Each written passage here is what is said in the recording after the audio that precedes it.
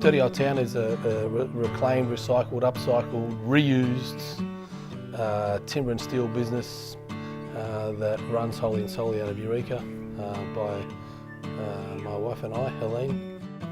We have a range that we have available in our showroom, and they're basically pieces which Johnny just designs out of his own head or his own creativity, and they appeal to a lot of people. And we also do custom design pieces for people who want something specific or something pretty special. So we work very closely with the client to ensure that we can produce something for them which fits their need and suits their home or their business.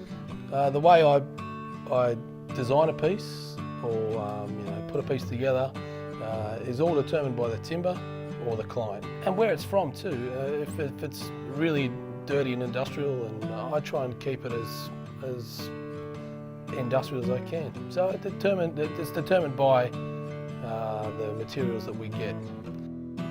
Sustainability is very important to us.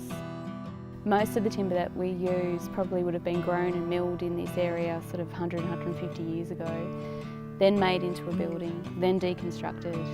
Then we take it and we salvage it and we reconstruct it and build it into something new.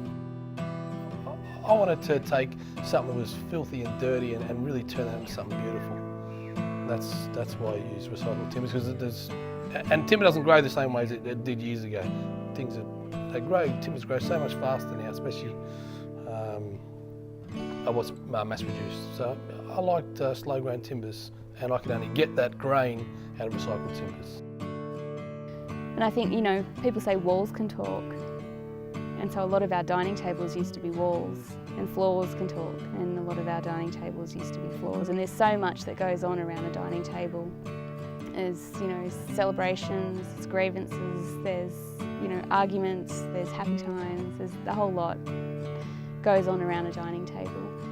And the timber then gets to soak up all that new history and that new life.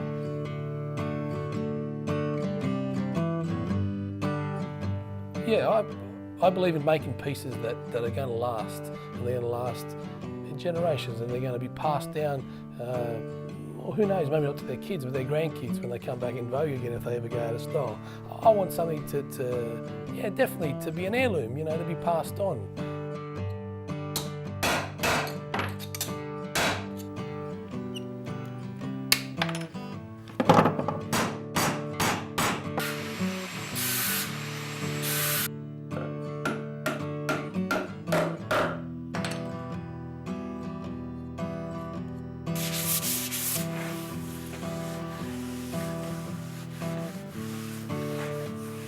I mean, every piece does have its own story to tell, I think, and that is because of the imperfections and the patina and the age, and it's become itself.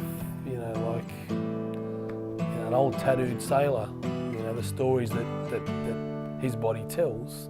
Kind of for me lends itself. The timber lends itself to that.